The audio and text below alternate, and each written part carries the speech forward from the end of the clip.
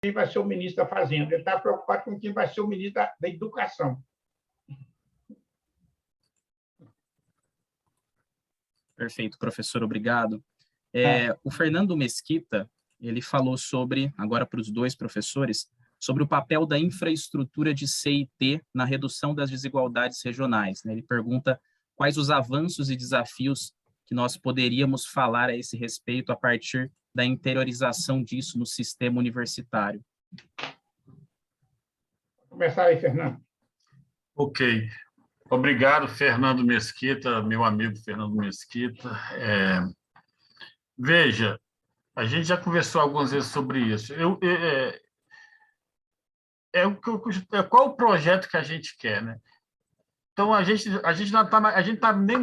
regrediu de tal forma, nós estamos discutindo aqui, coisas que há 10 anos atrás pareciam que já estariam relativamente resolvidas, 10, 12 anos. A gente está com o orçamento das universidades, o professor Campolino foi reitor, pegou uma boa fase como reitor. Imagine os colegas dele que são reitor hoje sem recurso.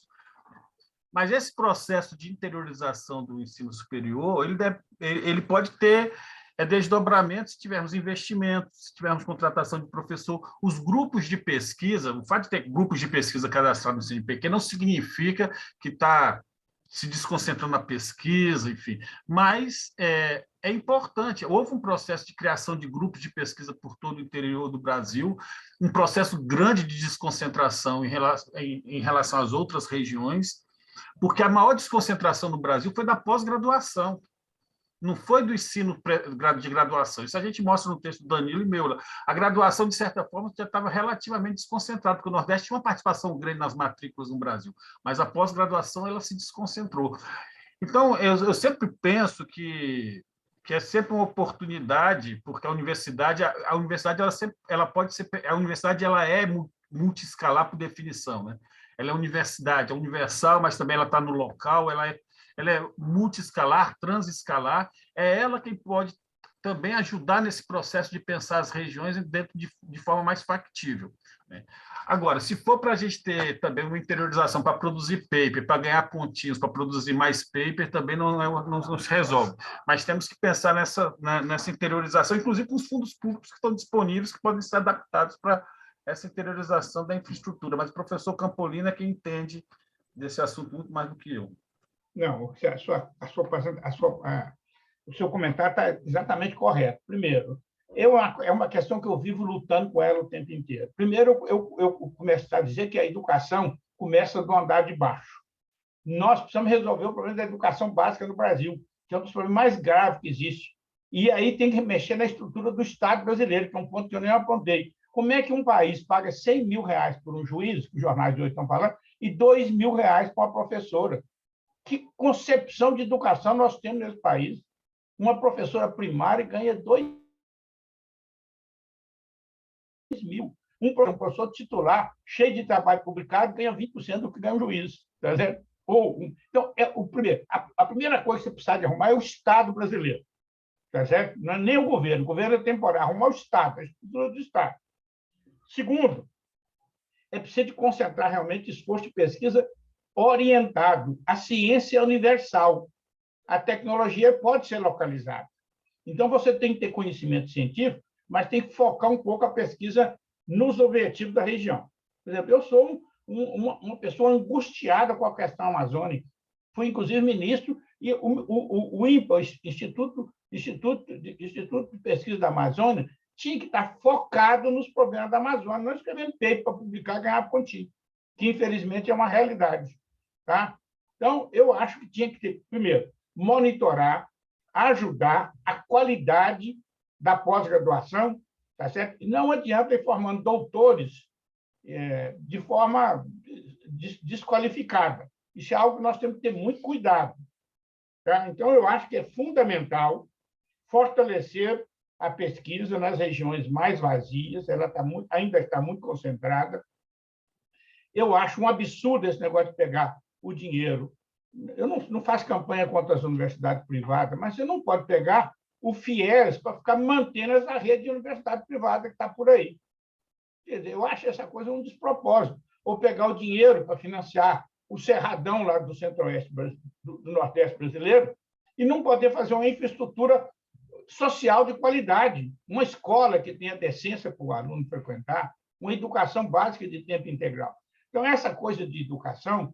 E a outra coisa, você tem que ter uma hierarquia diferenciada dentro das universidades. Uma parte dos professores tem que estar dedicado à atividade profissional e à formação de novos profissionais. Não é pôr todo mundo em dedicação exclusiva. Eu lutei com isso no limite das minhas forças. Um dia o Fernando Haddad falou comigo: Campolino, eu estou convencido. É só você convencer o sindicato. Inclusive, uma coisa que foi uma violência, que eu lutei contra ela o tempo inteiro, por razão salarial, você mudar a hierarquia acadêmica. Hoje, todo mundo vai virar professor titular nas universidades federais. Antigamente, você tinha um limite de 10%. Não é nenhum desmérito para a pessoa que quer ter uma atividade profissional de qualidade, um médico, um advogado, um dentista, um engenheiro, e ensinar na universidade a profissão dele. Ele não precisa virar pesquisador. Nós temos uma escola de medicina na UFMG, a maior escola de medicina do Brasil é da UFMG. Tem 400 professores de dedicação exclusiva. Uma parte deles precisam ser médicos qualificados para formar novos médicos. Ele não pode ficar sentado no laboratório, não. No laboratório, você não aprende a operar. Tá certo? Você não aprende a operar um crânio da pessoa lendo o livro só. Você tem que ler o livro, mas tem que ir lá e operar a pessoa, ver como é que funciona. Então, é uma conversa longa, mas ela é decisiva. E a outra coisa, nós temos que aumentar a educação técnica. A educação técnica é a educação intermediária. O Brasil tem esse negócio de todo mundo tem que virar doutor, que todo mundo tem um bacharelado, uma licenciatura no Brasil, é chamado de doutor, porque a desigualdade social é tão grande que isso dá status. Mas se você tivesse uma distribuição de renda mais igualitária, você poderia ter um indivíduo que faz uma opção para ter uma formação técnica profissional e viver dignamente com isso. Aliás, eu estive na Coreia, agora a última vez, em 2019, há um desestímulo à formação de doutores, porque já tem demais. Como nos Estados Unidos, americano mesmo não quer fazer doutorado, não. Doutorado mais é para estrangeiro. Para fazer o doutorado é para quem vai ser pesquisador. Agora, você tem que ter formação técnica de qualidade, seja de graduação, seja de nível técnico. A história do sucesso da agricultura americana do século XIX foram os Agricultural College, formar gente que tenha qualificação. Vai lá na agricultura do Centro-Oeste, que o Fernando está visitando, eu visitei, eu fui a Sinop há muitos anos atrás. Hoje, um operador de máquina agrícola deve estar ganhando 15 a 20 mil reais, porque ele tem que saber informática para operar uma máquina que custa 3 milhões e ser capaz de tomar as decisões que, segundo... Se você vai lá no solo, tira lá um pedaço de cada solo, faz a análise e verifica qual tipo de adubo você precisa e já decide a composição do adubo, que já está tudo ali. Analfabeto não dá conta de fazer isso. E a pessoa pode ter um trabalhador desse, ter uma vida digna e ganhar um salário digno. O problema é que nós temos um leque salarial no Brasil que é um dos piores do mundo. O Brasil aliás, tem uma tese aí da UNB, de um sociólogo, mostrando que a distribuição de renda no Brasil é pior do que da África do Sul. Então, esse é um problema estrutural. Se nós não movemos para mudar a distribuição de renda no país, e você move a distribuição de renda como? Faz política de infraestrutura social, educação básica de qualidade, reforma o Estado para não ficar pagando exorbitância. O país não tem renda para pagar uma exorbitância dessa para um servidor público. Isso não acontece nos países desenvolvidos, não. Vai lá na Suécia, um ministro anda de metrô. Ou mesmo nos Estados Unidos, que é o capitalismo mais selvagem do mundo, o servidor público não ganha essa exorbitância, não. Tá? O teto salarial é 39 mil. Tá? Que é um bom salário para viver no Brasil, digno. Agora, tem gente que ganha 2, 3 vezes mais no setor público. Então, essa é uma conversa longa demais da conta, porque eu até me emociono com ela, porque eu vivi isso o tempo inteiro, ainda vivo, eu estou na universidade. Eu não larguei, não. Eu sou professor emérito, eu vou lá, dou aula, ajudo na pós-graduação, escrevo paper, artigo, só não dou palpite político. Então, é decisivo. Se nós queremos pensar a Amazônia brasileira, nós temos que concentrar a pesquisa, chamar os vizinhos, vamos fazer o Pacto Pan-Amazônico, vamos pesquisar essa coisa da biodiversidade amazônica, como combinar uma solução. Aquilo que a Berta Becker defendia, uma revolução científica para a Amazônia sem destruir a biodiversidade. Essa é uma fronteira que está aberta por aí, que nós vamos deixar o carro passar. Aliás, estão deixando, né? A imagem do Brasil no exterior está pior do que pau de galinheiro, para usar a expressão lá do interior. Não tem nenhum jornal de peso no Brasil que não está estampado na primeira página esses absurdos que estão acontecendo no Brasil. Tá? Então, é uma conversa muito importante, mas longa, e que realmente tem que baixar o... Não adianta, eu aqui fiquei um pouco emotivo, não adianta, tem que ser mais sereno, botar o negócio no chão, botar a bola no chão, vamos ver o que é preciso fazer, como é que combina, etc. Mas são questões estruturais que vão ficando. Como é que nós vamos desenvolver esse país se você não tem educação básica, de qualidade? Isso é o chão da fábrica. Eu estou falando isso com muita vontade. Eu era um reitor que defendia educação básica o tempo inteiro. Às vezes, recebia crítica. Você está querendo tirar o dinheiro das universidades? Não estou querendo tirar o dinheiro das universidades. Estou querendo pôr mais dinheiro em educação. Tá?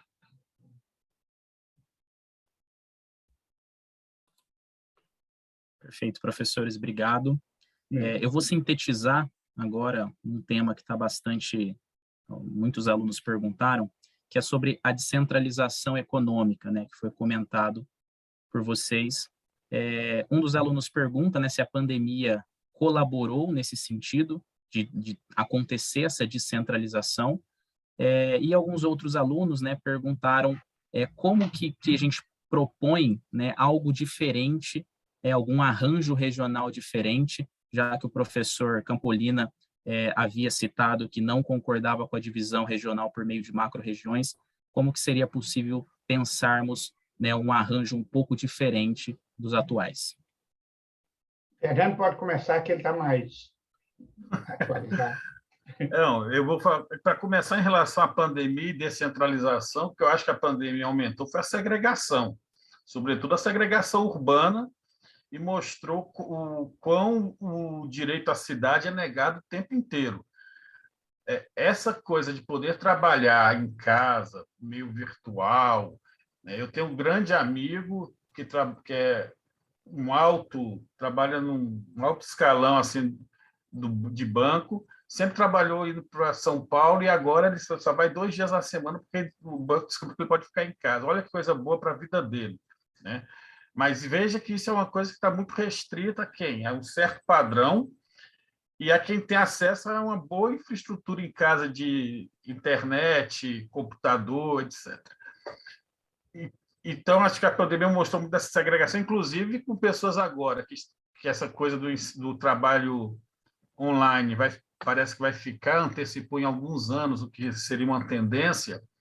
Muita gente que tem renda se afastando um pouco mais desse caos urbano e indo para áreas mais afastadas, com melhor qualidade de vida, deixando a cidade, né? Uma minoria pode deixar a cidade para os problemas que estão lá. Do ponto de vista da descentralização econômica, dentro da proposta que a gente sempre defende, só quero lembrar o seguinte, não faz sentido a gente também pensar em desconcentração produtiva, descentralização, no contexto de baixo crescimento. É preciso crescer, minimamente crescer. Então, senão vai dar aquilo que o Socano chamava de desconcentração espúria, de efeito estatístico, que não é o que resolve. Agora, eu concordo com a ideia do Brasil policêntrico, sempre concordei, porque eu sempre disse o seguinte, olha, a gente tem que pensar em rede urbana. Aliás, a infraestrutura é uma questão importante que eu não falei, né? A gente fala muito dos nossos planejadores regionais, planejadores urbanos. Sexta-feira, o Otomar de Carvalho vai falar para o meu grupo de pesquisa sobre a experiência de planejador, como economista, enfim, que teve muito tempo no setor público, mas muito do território brasileiro foi planejado pelos agentes da infraestrutura. Você tem que pensar na distribuição de energia, tem que pensar o território como um todo, às vezes até mais do que nós, economistas da área regional.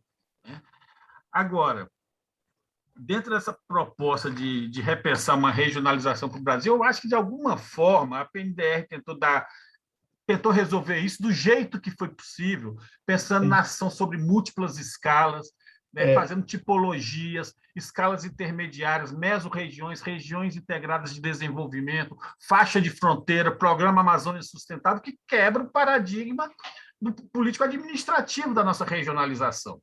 e nunca fizemos uma... Eu acho assim, eu escrevi alguns trabalhos sobre a PNDR, fiz um trabalho para o IPEA, para o Ministério de Atualização das Tipologias. A PNDR foi excelente. Agora, por que ela não foi para frente? Tem várias explicações, mas eu acho que a mais simples é a melhor de todas, né?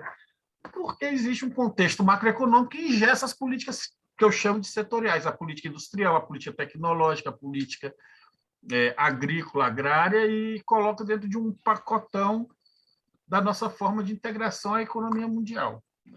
Agora, eu acho que essa é uma questão que a gente vai ficar batendo, né? Tem que se desconcentrar, tem que criar novas possibilidades. Se criou interiorização do ensino superior, tem que adensar essas cidades que receberam universidade de infraestrutura, de condições de vida, até para o professor ficar lá. Eu fui em Barreiras com Aristides do IPE em 2014 e nós entrevistamos lá a pró-reitora. Falou: a maior dificuldade que eu tenho é alguém querer ficar aqui em Barreiras. Ninguém quer ficar no interior. Uma das coisas que eu não faço, né? Eu tenho duas coisas que eu não deixo de fazer como professor. Eu nunca deixo de atender um chamado de um ex-aluno meu. Se pedir para fazer alguma coisa, eu faço. E nunca deixo de ir em algum evento que me chamam no interior do Brasil. Se for no interior, eu vou, porque eu acho que a gente tem que... O Campolino é mineiro, então o interior está na alma mineira, mas o interior ficou assim, algo... Ninguém quer ir para o interior, né? Mas eu acho que com as tecnologias e com infraestrutura, você mudou a concepção do lugar interior. A gente tem que ter uma aviação regional, né, aeroportos regionais, voos regionais, melhorar a infraestrutura de transporte, mudar esse sistema de ônibus que nós temos. Temos que pensar nisso, em transformar o interior em algo melhor.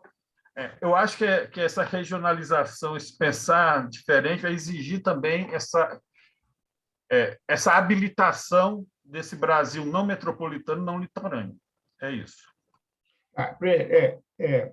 Primeiro, eu concordo inteiramente que a pandemia ela aumentou a segregação.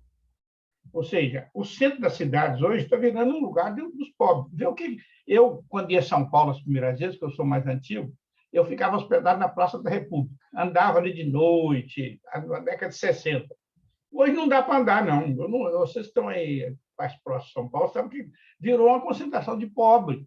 Aqui em Belo Horizonte, a Praça 7 era a nossa referência. E a Praça 7 tomar o cafezinho no Café Pérola. Hoje não dá para ir lá, tá certo? Porque você está sujeito a ser assaltado, etc. Então, a periferia está sendo... O centro da cidade está sendo abandonado e entregue exatamente pela situação de rua, pela população pobre, etc.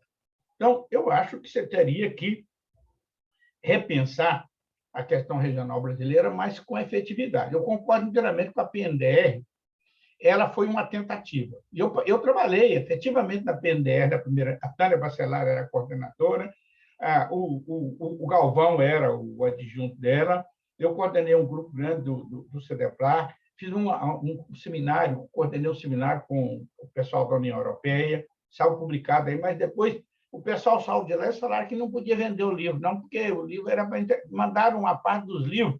Eu editei com um livro sobre concepções teóricas de desenvolvimento regional no Brasil. Aí ele foi recolhido pelo Ministério já depois e entregue para as escolas primárias, que diz que o livro era público, tinha que ser dado para a escola, mandou para as escolas. Não podia vender o livro, agora vê se pode. E tem um livro que nunca foi editado, que era as Experiências Mundiais de Desenvolvimento Regional, que eu coordenei, que tem, acho que 15 ou 16 textos analisando as experiências mundiais. Aí falaram, não, por editora não pode, vocês vão vender o livro, vai ganhar dinheiro. Eu não quero nenhum tostão do livro. O livro pode ser publicado por uma editora pública, vai aí numa universidade e publica. Não, não pode. Isso foi depois que saiu o Galvão e a Tânia. E o próprio trabalho do Brasil, que deu origem a essa coisa do Brasil policêntrico, o que a Tânia participou, foi coordenado pelo Galvão, que tinha sido o adjunto, o conjunto da Tânia lá no Ministério da Integração. O Galvão que coordenou aquele trabalho, que foram 5 módulos, participou eu, coordenando um, o Brandão outro, a Tânia outro e o Mauro Borges outro. Foram 5 módulos, parece, não sei se tem um outro. Mas essas coisas... Eu cheguei a dizer na época daquilo o seguinte: se isso não entrar na sala do presidente da República, ele vai para a lata de lixo. A Entre o planejador e a lata de lixo pode ser questão de segundos. Você faz um trabalho monumental, mas se as decisões são políticas, se você não convencer o poder político a assumir essas decisões, elas viram paper que a gente publica por aí. Tá? É muito importante publicar paper, mas essa coisa, o servidor público que está no planejamento, ele tem que trabalhar para o governo. Um dia desse, eu fui lá e fui ao Acre. Eu fui a Rondônia, o Brandão me pediu para ir lá dar uma palestra lá no mestrado, no doutorado do Dida, que eu estava coordenando. Falei, a minha condição para ir a Rondônia é o seguinte, eu quero ficar mais 3 dias lá para me conhecer um pouco o Estado. Eu fui para o Acre agora, falei, eu quero ir lá na universidade, não tem tempo, porque eu tenho que conversar com os deputados, com os prefeitos, com não sei o quê, etc. Eu voltei de lá agoniado. Eu também faço questão de ir para o interior e realmente também já está fazendo muito tempo, meus ex-alunos já estão ficando tudo mais velhos também, mas se me chamar, eu faço qualquer coisa. Eu vou, dou aula, faço palestra. Eu acho que é uma obrigação da gente, ética, moral, institucional. Então, não é recusar as coisas. Então, é difícil a descentralização econômica, mas existe muito potencial, mas a descentralização tem que ser feita com objetivos sociais também. Não é só de descentralizar, porque essa descentralização que está sendo feita aí, ela está sendo guiada só pela lógica econômica. Como é que você vai produzir grão e exportar? Tá? Esse avanço aí do Centro-Oeste, do Goiás, e agora está subindo lá pelo BR-163, vai sair lá pelo Amazonas, etc. Economicamente é muito importante, mas isso está sendo feito só pela lógica do lucro, não pela lógica social. E uma coisa curiosa, um dia desse eu falei, por incrível que pareça, a região mais atrasada do Brasil hoje, eu vou falar uma coisa que vai assustar vocês, é a periferia do Rio de Janeiro. Periferia do Rio de Janeiro. Falei isso um dia hoje, criou um mal-estar danado, porque tinha um carioca na conversa. Você tem condição de vida aquela população que vive na periferia do Rio de Janeiro, sem nenhuma perspectiva, que a economia não anda. Então, é tema importante, precisa ser resgatado como um objetivo político central e um planejamento orientado, mas com compromisso político, porque não adianta a gente ficar escrevendo livro por aí se o poder político não assumir. Eu acho que o trabalho que o IPEA está coordenando nesse momento é um trabalho fundamental. Eu acho que o Aristides está cumprindo um papel fundamental, está deixando uma bagagem, isso que vocês todos estão trabalhando, e que eu trabalhei também, está deixando uma bagagem de informação que, se o poder político quiser aproveitar, agora, se o poder político não quiser aproveitar, aí fica difícil, né? Mas a gente tem que continuar insistindo, viu? Senão a vida perde o sentido. A gente não pode desanimar, não. Eu espero que Araraquara ainda faça parte desse conceito de interior que vocês escreveram, que vocês possam vir presencialmente para cá, para a gente continuar essa discussão, né? Aqui tomando um cafezinho e debatendo, enfim, aprendendo muito mais. Araraquara está no centro. Viu? Aí, ó, tá vendo? Já tirou a gente do interior. Mas, assim, dado o adiantado da hora, né, a gente já sintetizou algumas questões, eu vou passar para a professora Tatiana fazer algumas considerações para depois finalizar com vocês, fazendo as considerações finais. Professora. Vocês vejam que eu mais o Fernando não desanimamos, a gente continua insistindo. Tá certo? Os nossos alunos não nos deixam desanimar, né? O professor não tem direito de ser pessimista. Eu estou no fundo da minha casa aqui, que eu moro num apartamento de prédio velho e tal, no fundo eu fiz um escritório. Minha mulher já chegou na janela ali e falou comigo, fala mais baixo, você está gritando, o prédio todo está escutando. Bom, eu quero agradecer muito a presença de ambos. Acho que nós tivemos uma profunda discussão sobre esse tema de desenvolvimento regional. Eu mesma fiquei bastante surpresa com alguns dados que foram apresentados, né, por ambos. Primeiro, esses dados, Sul e Sudeste, os dados apresentados pelo professor Campolina, Sul e Sudeste com as menores taxas de analfabetismo, principalmente Sudeste, e a conceito... Ele é um dado muito antigo, viu? Oi? Aquele quadro que eu mostrei é antigo. Os dados muito provavelmente essa configuração ainda permanece, né? deve permanecer. Sudeste, menor taxa de analfabetismo e a concentração regional concentração populacional nessa região tem feito com que nós tenhamos aí os maiores índices de pobreza nessas regiões, né? Não só nessas regiões, mas talvez entre o Brasil, né? Uma região que empobreceu muito, o Sudeste empobreceu muito as grandes cidades, São Paulo, como o senhor mesmo colocou, a periferia do Rio de Janeiro. Então, é muito importante olhar para o desenvolvimento. O desenvolvimento é muito mais amplo, né, do que uma perspectiva apenas, por exemplo, focada em capital humano, né? O desenvolvimento é muito mais amplo. Então, quando a gente tem essa possibilidade de analisar o desenvolvimento pela ótica da perspectiva regional, as discrepâncias ficam mais evidentes, como foi colocado aqui pelo professor Fernando.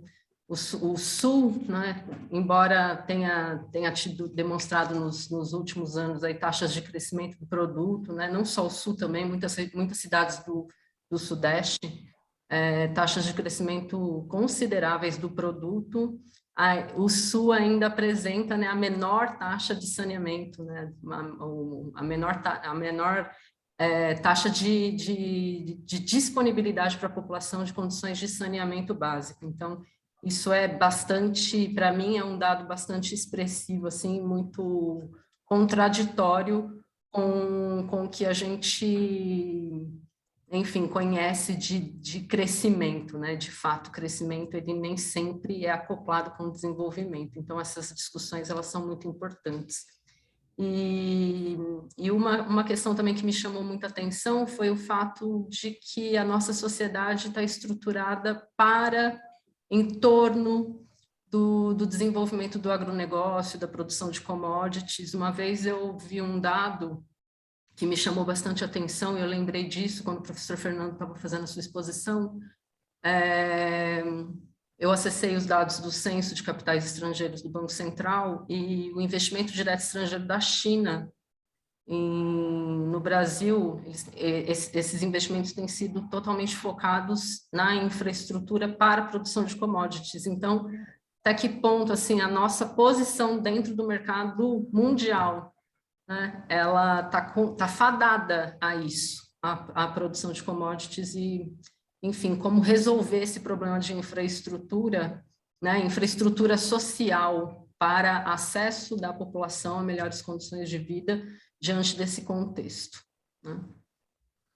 Mas, enfim, aqui são essas considerações que eu gostaria de fazer. Agradeço muito a ambos pela excelente discussão que nós tivemos aqui nessa mesa hoje. Agradeço a Suzana pela mediação, ao Lucas pela sistematização aí das perguntas do público no YouTube, e agradeço aos alunos que têm tornado esse evento possível. Muito obrigada.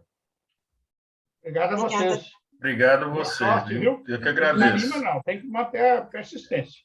E esperamos vocês aqui. Sim, vocês querem fazer alguma consideração final, professor Fernando, professor Clélio? Apenas agradecer, dizer que foi um prazer estar aqui, ainda que virtualmente. Uma alegria muito grande dividir a mesa com Campolina, né? Nossa referência aí. Espero que outras mesas venham. Tá. Eu também queria agradecer, também fiquei muito satisfeito de ter participado, acompanho as coisas do Fernando assim, um pouco à distância, porque hoje a gente está meio isolado, e espero que em outras oportunidades a gente possa ter uma coisa presencial. Eu sou antigo, eu gosto de conversar com as pessoas. O corredor da universidade é um negócio insubstituível, tá certo? É insubstituível. É lá que você tem uma coisa mais, um contato mais informal. Isso é muito importante na relação de professor e aluno, e entre colegas também, tá? Essa coisa é muito importante, uma certa informalidade. Eu passei um ano em Oxford, e uma das coisas mais importantes que eu tinha é o seguinte: tem algumas coisas que não são jantares formais, mas é a única oportunidade que você tem de conversar com o pessoal da outra área. Você não vai pedir uma agenda com um físico, isso é ridículo. Você pedir uma agenda com ele acadêmica. Mas se você encontrou no pub lá para beber um chopp, no pub do college, né? A conversa acaba rolando. Eu constituí um amigo lá em Oxford que era um químico da Índia. Nós não tínhamos que falar um com o outro. Nós fomos para uma high table, a conversa começou, a gente começou a falar sobre a planta que tinha no Brasil, a planta que tinha na Índia, manga, não sei o quê, e depois ficamos assim com uma certa proximidade, conversava, encontrava no boteco, perguntava como é que estava a sua. Isso é muito importante. É muito importante mesmo. Essa proximidade. Na próxima edição desse seminário, eu espero realmente que a gente consiga fazer presencialmente. Nós vamos a Araraquara. Vamos. Sim, com certeza. Faremos o convite, professor. Eu não posso convidar vocês, porque agora eu sou aposentado, não coordeno e não dou palpite político. Eu vou lá, tudo que me chama eu participo, ajudo a aula, etc. Mas eu não tomo a iniciativa, porque a gente tem que ter autocrítica e recolher também, no momento tem que recolher para não ficar atrapalhando. As coisas avançam. A minha mulher sempre fala comigo, você já passou, larga agora, deixa a professora tomar conta. Muito obrigada. Eu vou passar, eu não sei se é o Lucas ou é o João Paulo que vai. Bom, em nome da comissão, eu gostaria de agradecer novamente ao professor Fernando, ao professor Clélio, à professora Suzana pela mediação, à professora Tatiana, nossa coordenadora. Quero reforçar também a todos que nosso evento continua amanhã, na quinta-feira e também na sexta. Amanhã teremos palestras às 15h e às 18h30. E na sexta, a nossa palestra de encerramento às 16h. Então, fica aqui o convite para continuar. De resto, em nome da comissão, quero agradecer à Faculdade de Ciências e Letras da Unesp de Araraquara, também os professores e alunos que estão por trás desse evento, e, de forma geral, agradecer e que fique convite para as próximas palestras que vão ocorrer ao longo da semana ainda. Obrigado, uma boa noite. Boa noite a todos. Muito obrigada. Obrigada, gente. Boa noite. Boa noite.